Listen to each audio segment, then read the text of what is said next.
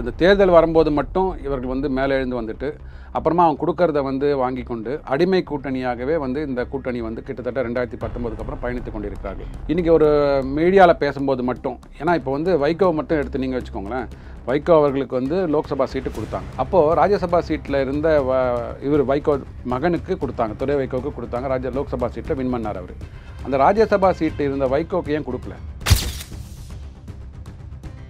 விசிகாவுக்கு ஒரு சட்டமன்ற தொகுதியில் மட்டும் உங்கள் ரெப்ரசன்டேட்டிவ், ஏன் விசிகாவுக்கு ஏன் ராஜ்யசபா எம்பி கொடுக்கக்கூடாது? இப்போ 4 எம்பிக்கள் கொடுத்துருக்குறாங்க இல்லையா, திமுகவுக்கு ரெப்ரசென்ட் பண்ணி மக்கள் நீதி மையம் திமுக அடைக்கலம் ஆகிட்டார் வச்சுக்கோங்க. ஸோ 4 எம்பிக்கள் சீட்டை கொடுத்துருக்கிறீங்களே, ஏன் வந்து அப்போல்லாம் கூட்டணி கட்சிகள் கேட்கல? அப்போ கேட்டு 4ல் ஒரு தொகுதியாக எங்களுக்கு கொடுங்கன்னு கேட்டிருக்கு. இப்போ 50 தொகுதிகள் சொல்கிறீங்க இல்லையா, 50 தொகுதிகள்ன்றது வந்து கிட்டத்தட்ட வந்து உங்களுக்கு 234ல் ஒரு 20%. ஸோ இப்போ இருக்கிற 4 தொகுதி வச்சுக்கோங்க, 4 தொகுதியில் 20% 0.8 வருது. ஸோ ஒரு தொகுதி ஒரு எம்பி சீட்டு அது கேட்டுருக்கலாமே, ராஜ்யசபா சீட்டு ஏன் கேட்கல? சார் கேட்டாலும் கொடுக்க மாட்டார்கள். மக்களுக்கு வந்து உங்களுக்கு ஒரு மேண்டேட் கொடுத்துருக்குறாங்க. மேண்டேட் கொடுத்துருக்குறாங்கன்னா ஆளுகின்ற அரசாங்கம் ஏதாவது தவறுகள் செய்தால் குற்றம் சாட்ட வேண்டும், அவர்களுக்கு குறை சொல்ல வேண்டும். அப்போ தான் அவங்க நிவர்த்தி பண்ணிவிட்டு நல்லபடியாக ஆட்சி நடத்த முடியும். நீங்கள் வந்து எல்லோரும் ஒன்றுக்குள்ளே ஒன்று ஆகிட்டிங்கன்னா யாரை நம்பி அவங்க வாக்களிப்பாங்க? ஸோ மக்கள் தான் அது திசை தெரியாமல் இருக்கிறாங்க. அது கண்டிப்பாக ஒரு 2026 வந்து அதாவது திமுகவுக்கு வந்து அரசியல் பண்ணுவதற்கு கற்றுக் கொடுக்க வேண்டாம். அவங்க வந்து அவங்களோட டிஎன்ஏலே இருக்குன்னு சொல்லுவாங்க. டிஎம்கே டிஎன்ஏ அவங்களோட டிஎன்ஏலே இருக்கும். இவர்கள் வந்து அரசியல் பண்ணுவதற்கு வந்து 100% அக்மார்க் முத்திரை பறித்த அரசியல்வாதிகள். இவங்கள்ட்ட வந்து நம்ம வந்து ஏமாத்திலாம் வந்து வேலை வாங்க முடியாது. மக்கள்கிட்ட போயிட்டு உண்மையை உரைக்க வேண்டும். மக்கள்கிட்ட போய் உண்மையை உரைக்கும் போது கண்டிப்பாக இது எதிர்க்கட்சிகள் ஒன்றாக கூட வேண்டும். அதாவது எனக்கு தெரிஞ்சு பார்த்தீங்கன்னா ஒன்றிணைந்த அதிமுக வரணுங்க. அதாவது தினகரன் ஆகட்டும், இல்லை ஓபிஎஸ் ஐயா அவர்களாகட்டும், இல்லை சசிகலா அவங்களாகட்டும், நமக்கு எதிரி ஒருத்தர் அவரை வீழ்த்த வேண்டும் என்றால் நம்மளோட ஸ்ட்ரென்த்து, நம்மளோட வீக்னஸ் என்ன நமக்கு தெரியணும். அதில் வந்து ஒரு வீட்டில் வந்து அண்ணன் தம்பிக்குள்ளே ஒரு புகைச்சல் இருக்குது, ஒரு சின்ன ஒரு நட்பு முரண் சொல்லுவாங்க. அண்ணன் தம்பிக்குள்ளே வீட்டில் பகை முரண் கிடையாது, நட்பு முரண். இந்த நட்பு முரணை வந்து விட்டு கொடுத்து விட்டு கண்டிப்பாக ஒன்றிணைந்து 2026 தேர்தல் நோக்கி போனீங்க அப்படின்னா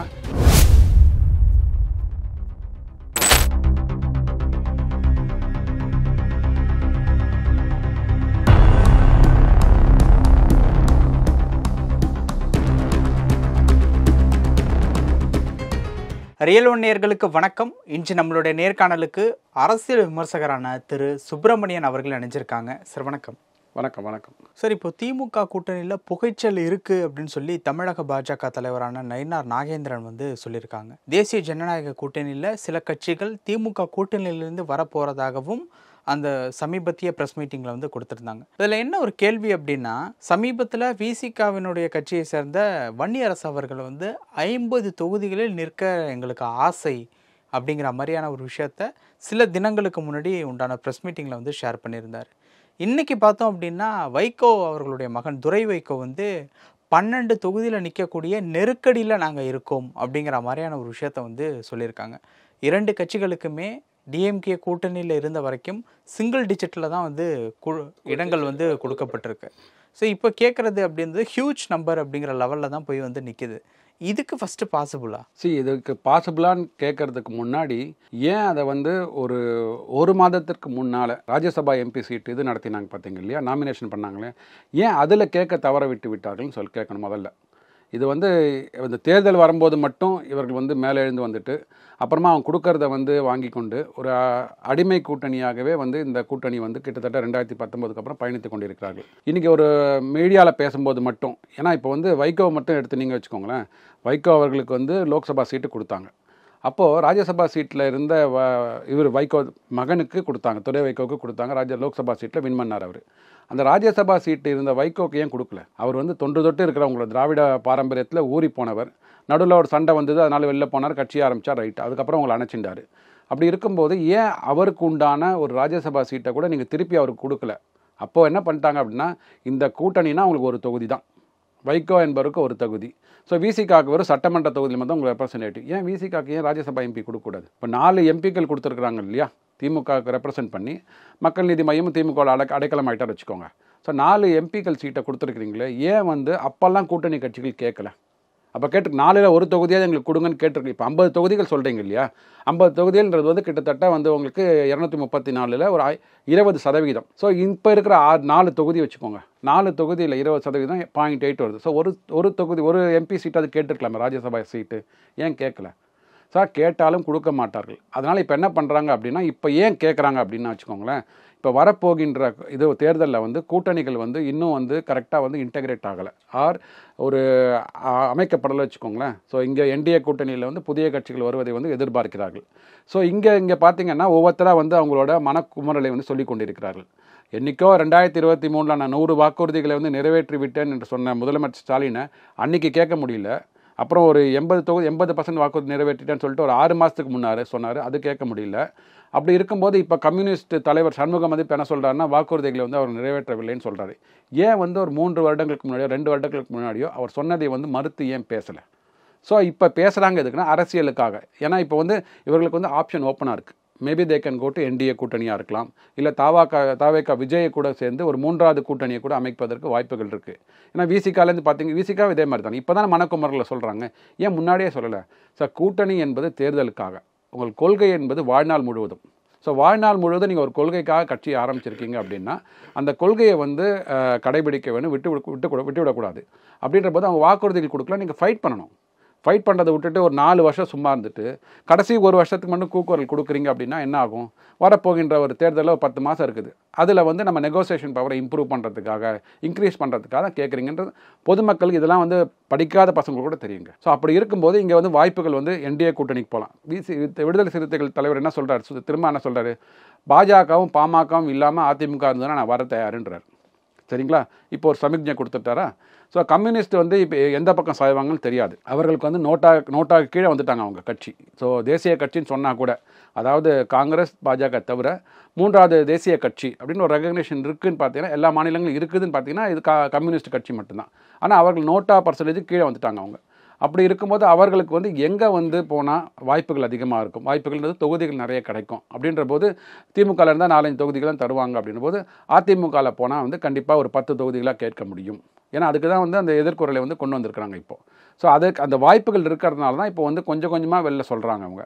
ஆனால் இதை வந்து ஒரு என்ன சொல்கிற ஒரு நெகோசியேஷன் பவருக்காக தொகுதிகளை வாங்குவதற்குன்ற ஒரு இது அடிப்படையை விட்டுட்டு மக்கள் நலனுக்காக நீங்கள் வந்து இது வரைக்கும் என்னென்ன வாக்குறுதிகள் கொடுத்தாங்க, என்னென்ன பேட் பர்ஃபார்மன்ஸ் பண்ணாங்க, பிடிஆர் பழனிவேல் தியாகராஜன் அவங்க கூட இருக்கிற அமைச்சராக விளையாட ஒரு மூத்த அமைச்சராக அவர் இருக்கிறார். அவர் சொல்கிறாரு, தமிழகம் வந்து பொருளாதார வளர்ச்சியில் வந்து மற்ற மாநிலங்களை விட, குறிப்பாக தென் மாநிலங்களை விட, இவங்க திராவிட நாடுன்னு சொல்கிறாங்க பார்த்தீங்களா, அந்த திராவிட நாடில் இருக்கிற 4 மாநிலங்களை விட நம்ம வந்து கீழே இருக்கிறோம், அவங்க அசுர வளர்ச்சியில் போகிறாங்கன்றார். இன்னும் ஒரு 4 நாளுக்கு முன்னாடி சொல்லியிருக்காரு, மற்ற மாநிலங்கள் தென் மாநிலங்கள் திராவிட நாடில் உள்ள தென் மாநிலங்கள் வந்து தமிழ்நாடை விட அசுர வளர்ச்சியில் போகிறாங்க, நம்ம பின்தங்கி இருக்கிறோம், நம்ம வந்து அர்பனைசேஷனில் வந்து கோட்டை விட்டு கொண்டு இருக்கிறோம் அப்படின்றார் அவர் சொல்கிற இது கூட தைரியம் கூட உங்களுக்கு இல்லையே. அவர்னா நாளைக்கு வந்து பதவியிலேருந்து தூக்கி அடிக்கப்படுவார், இல்லை பதவி கட்சியில் ஏதாவது பதவி இருந்தால் அதுலேருந்து தூக்கி அடிக்கப்படுவார், அதெல்லாம் பயமே இல்லாமல் மதுரையில் சொல்கிறாரு. மதுரை எங்கே இப்போ வந்து மதுரையில் முருகன் மாநாடு நடக்க போகிற மதுரையில் சொல்கிறாரு. முதலமைச்சர் ஒரு 10 நாளுக்கு முன்னாடி போயிட்டு வந்திருக்கிறாரு, அந்த மதுரையில் சொல்கிறாரு. பொதுவாக கான்ஃபெடரேஷன் ஆஃப் இந்தியன் இண்டஸ்ட்ரி, அங்கே வந்து இண்டஸ்ட்ரியல் இவங்க எக்ஸிக்யூட்டிவ்ஸ்லாம் வந்திருப்பாங்க, அவங்க முன்னாடி இந்த ஃபேக்டை சொல்கிறார். இவர் இன்றைக்கி மட்டும் சொல்லலை, 2 வருஷங்கள் முன்னாடி சொன்னார். இதை மாதிரி வந்து டாஸ்மாகில் ஊழல் நடக்கிறது, அங்கே 30%, 30லேருந்து 50% வரைக்கும் ரெவன்யூ லீக்கேஜ் நடக்குது, இது வந்து தமிழக உற்பத்தியில் வந்து 3%, 5% வந்து நமக்கு நஷ்டம் ஏற்படுகுதுன்றார். புரியுதுங்களா? அந்த அளவுக்கு தைரியமாக சொல்கிறார் அவர். நீங்கள் எதிர்கட்சியில் இருக்கிறவங்க, எதிர்கட்சி தான் ஆக்சுவலி திமுக தவிர இருக்கிற அனைத்து கட்சிகளும் எதிர்கட்சிகள், ஆனால் நீங்கள் வந்து ஆளுங்கட்சியோடு இருக்கிறனால ஆளுங்கட்சி கூட்டணின்னு சொல்கிறாங்க. நீங்கள் ஏன் வந்து சொல்வதற்கு தயங்குகிறீர்கள்? மக்களுக்கு வந்து உங்களுக்கு ஒரு மேண்டேட் கொடுத்துருக்குறாங்கன்னா ஆளுகின்ற அரசாங்கம் ஏதாவது தவறுகள் செய்தால் குற்றம் சாட்ட வேண்டும், அவர்களுக்கு குறை சொல்ல வேண்டும். அப்போ தான் அவங்க நிவர்த்தி பண்ணிவிட்டு நல்லபடியாக ஆட்சி நடத்த முடியும். நீங்கள் வந்து எல்லோரும் ஒன்றுக்குள்ளே ஒன்று ஆயிட்டிங்கன்னா யாரை நம்பி அவங்க வாக்களிப்பாங்க? ஸோ மக்கள் தான் அது திசை தெரியாமல் இருக்கிறாங்க. அது கண்டிப்பாக ஒரு 2026 வந்து ஒரு விடை தெரியும்னு நினைக்கிறேன் நான். 2026 விடை தெரியும். இப்போ கூட்டணி கட்சிக்குள்ளே புகைச்சல் அப்படிங்கிற மாதிரி யாருமே கூட்டணியை விட்டு வெளியில் வரல. இன்னுமே திமுக கூட்டணியில் தான் தொடர்ந்துகிட்டு இருக்கு. கண்டிப்பாக. அந்த பக்கம் வந்து ஏடிஎம்கே கூட்டணியை பொறுத்த வரைக்கும் ஏடிஎம்கே பிஜேபி அப்படிங்கிறத தாண்டி இன்னமுமே டவுட்டாக தேமுதிக பாமக அப்படிங்கிறது இருக்குது. அப்படிங்கிற பட்சத்தில் திமுகவினுடைய கூட்டணிக்கு தற்சமயம் வரைக்குமே வெற்றி சாத்தியம் அப்படிங்கிற நிலைமையில தான் இருக்குது அப்படிங்கிற மாதிரி எடுத்துக்கலாமா? சரி, அதை எடுத்துக்கலாம். பட் அதாவது அவங்களோட வெற்றி சதவிகிதம் வந்து குறைந்து கொண்டு வருகிறது. 2021 இருந்த மாதிரியான வெற்றி வாக்கு விகிதம் இருக்காது. அதே மாதிரி 2024 பாராளுமன்ற தேர்தலை வாங்கின வாக்குகள்லாம் அவ்வளோ இருக்குது, வாக்கு சதவீதம் அப்படி இருக்காது. அது வந்து மெல்ல மெல்ல மெல்ல தேய்ந்து கொண்டு வருகிறது. அது எவ்வளோ தூரம் தேயுதுன்றது வந்து எதிர்க்கட்சிகள், அதாவது குறிப்பாக என்டிஏ கூட்டணியில் இருக்கிற அதிமுகவும் பிஜேபியும் எப்படி வந்து அதை கன்சால்டேட் பண்ணி, எப்படி அதை கொள்கை பரப்பு செயலாளர் மீட்டிங்கில் அவங்க பேசி எப்படி எடுத்துகிட்டு போகிறாங்க, எலெக்ஷன் மேனிஃபெஸ்டோ என்ன பண்ண போகிறாங்க, இது திமுக கூட்டணிக்கு எதிராக இருக்கிற அனைத்து கட்சிகளையும் வந்து ஒன்றாக இணைக்க வேண்டும். ஸோ இப்போ பாமக வந்து அதை 50-50 இருக்கிற நம்ம, அதாவது அன்புமணி ராமதாஸ் ஐயா அவர்களுக்கு வந்து என்டிஏக்குள்ளே வரணுன்னு இருக்குது. ராமதாஸ் ஐயா அவர்களுக்கு வந்து தனியாக இருக்கணும். கண்டிப்பாக திமுகவில் அவர் போக மாட்டார், ஆனால் விசிக்கு அங்கே இருக்கிறதுனால. ஸோ அவர் எங்கே போக போகிறார்? இந்த சர்ச்சை வந்து கூடிய சீக்கிரம் மக்கள் நலனுக்காக முடிவிற்கு வந்து அவர்கள் கண்டிப்பாக வந்து என்டிஏ கூட்டணியில் வரணும். அதே மாதிரி தேமுதிகவில் சொல்லியிருக்கிறாங்க, அதிமுக தலைமையில் தான் அவங்க இருக்கிறாங்க. ஸோ அவங்க என்ன எடப்பாடி என்ன சொல்லியிருக்காரு அப்படின்னா, அவங்களுக்கு வருகின்ற 2026 வந்து ஒரு ராஜ்யசபா எம்பி ஒதுக்கப்படும் சொல்லியிருக்காரு. ஸோ இன்டைரக்ட்லி அவங்க வந்து என்டிஏ கூட்டணிக்குள்ளே தான் வருவாங்க. எவ்வளோ சீட்டு ஒதுக்க போகிறாங்க அப்படின்றது வந்து மற்ற கட்சிகளும் இணையணும்னு சொல்லிட்டு வெயிட் பண்ணிட்டு இருக்கிறாங்க இல்லையா? இப்போ இன்றைக்கி தேதியில் வந்து இவ்வளோ தொகுதிகள் சொல்லிட்டு இவங்களுக்கு ஒதுக்கீடு செய்து விட்டால் நாளைக்கு 2-3 கட்சிகள் உள்ளே வராங்க வச்சுக்கோங்களேன், அது வந்து பெரிய சிக்கலை வந்து ஏற்படுத்தும். அதனால் வந்து டிசம்பர் ஜனவரிக்கு அப்புறம் தான் வந்து எந்தெந்த கட்சிகளுக்கு எவ்வளோ தொகுதி அப்படின்றது ஒதுக்கீடு செய்யப்படும். 2 புறமும் என்டிஏ கூட்டணியும் சரி, இந்த புள்ளி வைத்த கூட்டணி ஐஎன்டிஏல இருக்கு அப்படி தான் இருக்கும். ஏன்னா அவர்களுக்கும் வந்து யாராவது வெளியில் போனால் வச்சுக்கோங்க, மீதி இருக்கிற தொகுதிகளை யார் தக்க வைக்க போகிறாங்க? திமுக வந்து கண்டிப்பாக தாம் தக்க வைக்க வேண்டும் சொல்லிட்டு முயற்சி பண்ணுவாங்க. இல்லை மீதி இருக்கிற பார்த்தீங்கன்னா காங்கிரஸ் எனக்கு ஒரு 10 சீட் எக்ஸ்ட்ரா கொடுன்னு சொல்லி கேட்பாங்க. இல்லை வைகோ அவர்கள் திருப்பி எனக்கு 15 சீட்டு ஒன்று சொல்லுவாங்க. ஸோ இந்த மாதிரி களம் வந்து டிசம்பர் ஜனவரியில் தான் வந்து உண்மையிலே தமிழகத்தை பொறுத்தவரையும் இது அரித்மெட்டிக்கில் தான் ஓட்டிகிட்ருக்கு. அரித்மெட்டிக் அக்யூரசி தான். எந்த பக்கம் நிறைய கட்சிகள் இருக்கோ அந்த பக்கம் வந்து உங்களுக்கு வாக்கு சதவீதம் அதிகமாக இருக்கும். ப்ரொவைடட் ஒரு ஆன்டி இன்கம்பன்சி, ஏன்னா ஒரு கடந்த 2011 21 வரைக்கும் 10 ஆண்டுகள் ஆண்ட கட்சிக்கு பார்த்தீங்கன்னா 66 சீட்டு வாங்கினாங்க அதிமுக தனியாக, அப்புறம் கூட்டணியோடு சேர்ந்து 75. அது வந்து மிகப்பெரிய ஒரு எதிர்க்கட்சிகள் வாங்கிய ஒரு தொகுதி எண்ணிக்கை நான் பார்ப்பேன். ஏன்னா ஜெயலலிதா அம்மா இருக்கும்போது கூட அது மாதிரி வாங்கலாம் அவங்க. ஸோ அப்படி இருக்கும்போது அந்த இதை வந்து தேர்தல் பிரச்சாரத்தை முறியடித்து 505 வாக்குறுதிகள் கொடுத்தாங்க, மக்களை கவர்ச்சி பண்ணணும்னு சொல்கிறதுக்காக. அதில் மக்கள் வந்து மயங்கி ஓட்டு போட்டாங்க வச்சுக்கோங்க. அதையும் தாண்டி வந்து ஒரு 3.5% ஒரு ஆட்சியை இழந்தார்கள். ஸோ அப்படி இருக்கும்போது இப்போ நடக்கிற இந்த ஆட்சி ஆன்டி இன்கம்பன்சி இருக்குது. இதை வந்து ஒரு நல்ல ஒரு கன்சால்டேட் பண்ணி என்டிஏ கூட்டணி கண்டிப்பாக இதை வந்து மக்கள்கிட்ட எடுத்துகிட்டு போய் எவ்வளோ கட்சிகள் வந்து, அதாவது திமுக கூட்டணிக்கு எதிராக இருக்கிற அனைத்து கட்சிகளையும் ஒன்றிணைக்க வேண்டும். திமுக கூட்டணியிலேயே திமுகவை எதிர்க்க முடியாமல் சும்மா அங்கே இருக்கிறாங்க பார்த்தீங்களா, அவர்களையும் வெளியே கொண்டு வந்து அவர்களுக்கு ஒரு ரெகக்னிஷனை கொடுத்து தேவையான சீட்டுகளை கொடுத்து 2027 என்னங்க அப்ஜெக்டிவாக இருக்கணும், மக்களுக்கும் இல்லை என்டிஏ கூட்டணிக்கு பார்த்தீங்கன்னா திமுக கூட்டணியை வந்து வீழ்த்த வேண்டும், அவர்கள் வீட்டுக்கு அனுப்ப வேண்டும். அந்த ஒற்றை புள்ளியில் வந்து இவங்க வந்து அந்த தேர்தலை நோக்கி சந்தித்தார்கள் என்றால் கண்டிப்பாக இவங்களுக்குள்ள ஈகோவெல்லாம் விட்டுட்டு 2026 வந்து தேர்தல் வந்து மக்கள் விரும்புகின்ற அந்த என்டிஏ கூட்டணி, அதிமுக தலைமையிலான என்டிஏ கூட்டணி அமைவதற்கு வாய்ப்புகள் நிறைய இருக்கிற மாதிரி சொல்கிறீங்க. பட் இப்போ என்னன்னா, அந்த பாஜக மேல தமிழ்நாட்டுக்கு ஒரு வெறுப்பு இருக்குது அப்படின்னு சொல்லிட்டு மூத்த பத்திரிகையாளர்கள் மத்தியில் வந்து சொல்லப்படுதில்ல. பட் இந்த கீழடி ரிலேட்டபிளான விஷயத்தில் திமுககாரர்கள் அதிமுக எடப்பாடி அவர்கள் மீது என்ன கேட்குறாங்கன்னா, ஏன் கீழடியை பற்றி எதுவுமே அதிமுககாரவங்க யாருமே பேச மாட்டாங்க, எடப்பாடி அது குறித்து இது வரைக்கும் எங்கேயாவது பேசியிருக்காரா அப்படிங்கிற மாதிரியான ஒரு விஷயத்த வந்து சொல்கிறாங்க. இது வந்து பாஜக கூட்டணியில் அதிமுக இருக்குது, அதனால அந்த பாஜக மேலே இருக்கக்கூடிய அந்த ஆன்டி பிஜேபி அப்படிங்கிற ஒரு விஷயத்த எடப்பாடி மேலேயும் பூசலாம் அப்படிங்கிற மாதிரியான ஒரு விஷயத்தை ஸ்டார்ட் பண்ணுறதுக்காக இப்படி பேசுகிறாங்க அப்படின்னு எடுத்துக்கலாமா? இல்லை எடப்பாடி அவர்களுடைய அந்த ஆட்சி காலம் 4 ஆண்டு காலத்தில் தான் இந்த கீழடி ரிலேட்டபிளான விஷயங்களை ஸ்டார்ட் பண்ணாங்க. இந்த மாதிரியான விஷயமும் போயிட்டுருக்கு. ஸோ ஆன்டி பிஜேபி அப்படிங்கிற ஒரு விஷயத்த ஏடிஎம்கே பக்கமும் திருப்புறாங்களா எப்படி? அதாவது திமுகவுக்கு வந்து அரசியல் பண்ணுவதற்கு கற்றுக் கொடுக்க வேண்டாம். அவங்க வந்து அவங்களோட டிஎன்ஏலே இருக்குன்னு சொல்லுவாங்க. டிஎம்கே டிஎன்ஏ அவங்களோட டிஎன்ஏலே இருக்கும்.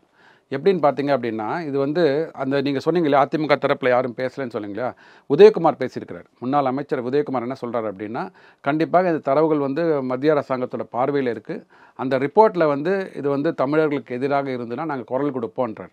அவ்வளோதான். யாராவது ஒருத்தர் தான் பேச முடியும் அதை பற்றி. ஸோ எடப்பாடி ஐயா அவர்கள் வந்து அவருக்கு வந்து திமுக வீழ்த்த வேண்டும். அவர் ஏதாவது ஒரு கூற்று சொல்லிட்டார் அப்படின்னா அதை வச்சு இவங்க வந்து அரசியல் நாடகம் பண்ண ஆரம்பிப்பாங்க. அதுக்கு அவர் வந்து வழிவகுக்கிறதே கிடையாது. ஸோ அதனால் Udhayakumar as a representative from the ADMK party சொல்லியிருக்காரு, கரெக்டாக சொல்லியிருக்காரு. மத்திய அரசாங்கத்திலேருந்து ரிப்போர்ட் வரட்டும், அறிக்கைகள் வரட்டும், அதில் தமிழர்களுக்கு எதிராக இருந்ததுன்னா கண்டிப்பாக அதுக்கு நாங்கள் குரல் கொடுப்போன்றார். இவங்க என்ன சொல்கிறாங்கன்னா, இப்போ எப்படி மாற்றுறாங்கன்னு பாருங்கள். இப்போ நீங்கள் என்ன சொன்னீங்க, நீட்டு விலக்கு பண்ணிவிடுவோன்னு சொன்னீங்க.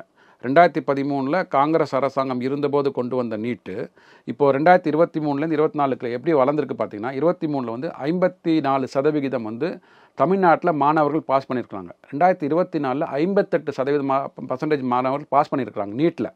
அப்போது நீட்டில் வந்து வளர்ந்து கொண்டே வருகிறது. இந்த வளர்றதை மறைக்கிறாங்க அவங்க. ஸோ நீட் நாடகம் எப்போ உங்களுக்கு வந்து வெட்ட வெளிச்சமாக வருகிறது. அது மாதிரி பார்த்தீங்கன்னா, இந்த மத்திய அரசாங்கத்திலேருந்து வருகின்ற வரி பகிர்வு எங்களுக்கு கொடுக்கவே மாட்டேன்றாங்க. போன வாட்டி என்னாச்சு, இந்த பொங்கல் பரிசு தொகை 1000 ரூபாய் கொடுக்கவே இல்லை 2 கோடி அட்டைதாரர்களுக்கு. 2000 கோடி ரூபாய் எனக்கு வந்து செலவாகும். எனக்கு அப்போ வந்து 2152 கோடி ரூபாய் வந்து மத்திய அரசாங்கத்திலேருந்து அந்த பிஎம் ஸ்ரீ திட்டத்தின் நிறுத்தினதுனால எங்களுக்கு பணம் தரலை அவங்க சமக்கர சிக்ஷா அபியானில். அதனால் எங்களுக்கு கொடுக்க முடியல. நாங்கள் அந்த 2000 கோடி வரலை, 2000 கோடி கொடுக்கல. கணக்கு சரியாக போச்சா? இப்போ என்ன சொல்கிறாங்கன்னா, இப்போ மாணவ செல்வங்களுக்கு என்ன பண்ணுறாங்கன்னா, இந்த பாடத்திட்டங்கள் வாங்க வேண்டும், ஆசிரியர்களுக்கு பணம் கொடுக்கணும், அதுக்கு 2000 கோடி செலவாகும். திருப்பி அதே 2152 கோடி ரூபாய் எனக்கு வரலை, அதனால் இது கொடுக்க முடியாதுன்றாங்க. இப்படி பார்த்தீங்கன்னா, அந்த கவுண்டமணி செந்திலோட காமெடியில் வந்து இந்த 2 பழம் எடுத்துன்னு போவார், ஒரு பழத்தை அவர் சாப்பிட்ருவார், இன்னொரு பழம் எங்கடான்னு கேட்டால் அதான் இந்த பழம்ன்ற மாதிரி, அதான் இந்த 2000 கோடி, அதான் இந்த 2000 கோடின்னு மாற்றி விளையாடிட்டு இருக்கிறாங்க. ஸோ இவர்கள் வந்து அரசியல் பண்ணுவதற்கு வந்து 100% அக்மார்க் முத்திரை பறித்த அரசியல்வாதிகள். இவங்கள்ட்ட வந்து நம்ம வந்து ஏமாற்றிலாம் வந்து வேலை வாங்க முடியாது. மக்கள்கிட்ட போய்ட்டு உண்மையை உரைக்க வேண்டும். மக்கள்கிட்ட போய் உண்மையை உரைக்கும் போது கண்டிப்பாக இது எதிர்க்கட்சிகள் ஒன்றாக கூட வேண்டும். அதாவது எனக்கு தெரிஞ்சு பார்த்தீங்கன்னா, ஒன்றிணைந்த அதிமுக வரணுங்க. அதாவது தினகரன் ஆகட்டும், இல்லை ஓபிஎஸ் ஐயா அவர்களாகட்டும், இல்லை சசிகலா அவங்களாகட்டும், நமக்கு எதிரி ஒருத்தர் அவரை வீழ்த்த வேண்டும் என்றால் நம்மளோட ஸ்ட்ரென்த்து, நம்மளோட வீக்னஸ் என்ன நமக்கு தெரியணும். அதில் வந்து ஒரு வீட்டில் வந்து அண்ணன் தம்பிக்குள்ளே ஒரு புகைச்சல் இருக்குது, ஒரு சின்ன ஒரு நட்பு முறைன்னு சொல்லுவாங்க. அண்ணன் தம்பிக்குள்ளே வீட்டில் பகை முரண் கிடையாது, நட்பு முரண். இந்த நட்பு முரணை வந்து விட்டு கண்டிப்பாக ஒன்றிணைந்து 2026 தேர்தல் நோக்கி போனீங்க அப்படின்னா இந்த திமுக கூட்டணி வந்து வீட்டுக்கு அனுப்பப்படும். அதில் வந்து மாற்று கருத்து இல்லை. ஆனால் அதை விடாமல் என்ன பண்ணுறாங்கன்னா, எப்போவுமே நேரட்டிவ் செட் பண்ணுறாங்க. எப்போவுமே வந்து anti BJP narrative, anti ADMK narrative, இந்த செட் பண்ணி மீடியாக்கள் மூலமாக நெகட்டிவ் அஜெண்டாவே முருகன் மாநாடை வந்து இப்போ அதை வந்து நெரேட்டிவை வந்து செட் பண்ணி அதை வந்து நெகட்டிவ் பண்ணுறதுக்காக, அதை கீழே தள்ளுவதற்காக தான் இப்போ கீழே கொண்டு வந்திருக்கிறாங்க. அப்புறம் பார்த்திங்கன்னா, நம்ம முன்னாடி பேசின மாதிரி இந்த தொகுதி மறுசீரமைப்பு யாருக்குமே தெரியாது. தொகுதி மறுசீரமைப்பு எப்போ வரப்போனே தெரியாது. இவர்கள் வந்து அது தொகுதி மறுசீரமைப்பு பண்ணுவாங்க. எனக்கு வந்து 40 தொகுதியிலேருந்து எனக்கு 28 தொகுதிகள் ஆகிடுன்றாங்க. அதுக்கு என்ன கணக்கு இருக்குது? யார் பேசினாங்க? அதெல்லாம் ஒன்றுமே கிடையாது. ஸோ இது மாதிரி மடைமாற்றம் செய்யும் அரசியலை வந்து, அதாவது எப்போவுமே வந்து என்ன பண்ணுவாங்கன்னா, anti BJP, anti ADMK narrative இங்கே ஓட்டிக்கொண்டே இருக்க வேண்டும். அப்போ தான் வந்து மக்களை வந்து ஒரு நல்ல சிந்தனைக்கே கொண்டு போகக்கூடாது. அப்போ தான் வாக்காளர்களை நம்ம தக்க வச்சுக்க முடியும், கூட்டணி கட்சிகளும் தக்க வச்சுக்க முடியும். அதில் வந்து ஜெகஜால கில்லாடியாக திமுக இருக்கிறது. பல விஷயங்கள் பகிர்ந்திருக்கீங்க. நேரத்துக்கு ரொம்ப நன்றி. நன்றி.